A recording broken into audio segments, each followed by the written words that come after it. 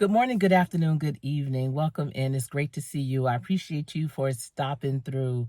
So, I have a question. If you were young and, maybe just getting out of college, you're in your career and you connect with someone who has wealth, new wealth, not long wealth, not like, they coming from generations of, deep family pockets or anything like that, and you and that person decide that we're going to get married, this is going to be our forever thing, would you sign a prenup? Especially if you are a young person, you both are basically, starting out on your adulthood together. Would you sign a prenup? Now, I know there's a lot of story around that young man, the former Heisman Trophy winner that's in the NFL now, and he recently got married. Now, I don't know the ins and outs of the legalities around if she signed one, what it entailed, but I just want to ask you, would you sign a prenup? And that's a real question. Because first of all, we have a lot of people that have a lot to say about how people live their life, but how are we to not know, or how are we to know what that other person has? Maybe that other person has deep pockets, wealth, a successful career, a future that is so bright and shiny. So if you are going to have me sign a prenup, guess what? I'm going to have you sign one too. Now, when I got married to my husband, he had just finished his fourth season in the NFL. And once we got married, he went on to play 6 more seasons. I wasn't, a prenup was not part of our situation. I was not approached with one. He and I never discussed one. And that's because I was coming with value too. So if you know that you have value and you're adding value to your situation, I'm not just talking, you keeping house, a home and all that. I mean, that's totally important. But I'm saying like real value, monetary value, just a lot of value. Let's put it that way. If I'm gonna sign one, you're gonna have to sign one too. That's the thing. So when people are out here saying, oh, she should have signed a prenup, he should have made her sign one, this, that, and the other. And I am not against prenups, especially in certain situations, because there are a lot of people out here that are opportunists that are just laying low for the big blow. And, if you're part of that big blow, then you got to protect yourself by all means. And sometimes those blows hit your pocket, and that's not about putting your hands up and all that. You got to protect your bag.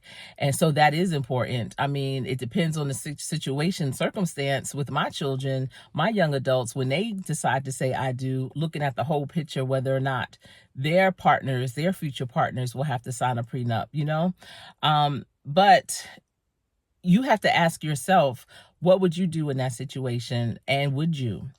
And my thing is, going into marriage is a long, lifelong commitment. And it really should be. I know I'm 30 years in. We've been married for 30 years. We dated for 3.5, almost 4 years before we got married. And it was another 3.5, almost 4 years before we had our first child. So we've been together, just the two of us for a long time before, our family started to grow. And I always looked at it for the long haul. We both come from parents that had been married for so long. Before my father-in-law passed away, my in-laws were married for like 46, 47 years.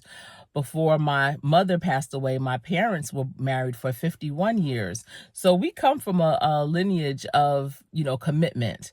And so when I look at a prenup, I'm looking at, okay, so when this ends, not if it's going to end, but when this ends, this is what our business arrangement is going to be. And at that point, your marriage is a business when you have documents outside of your marriage license. And, there are definitely things and situations, again, that I believe that people should protect themselves. And unfortunately, especially in the NFL, and we're talking about this young man that's now, in the NFL, he was a former Heisman Trophy winner. When we talk about the NFL, the divorce rate is like 85%.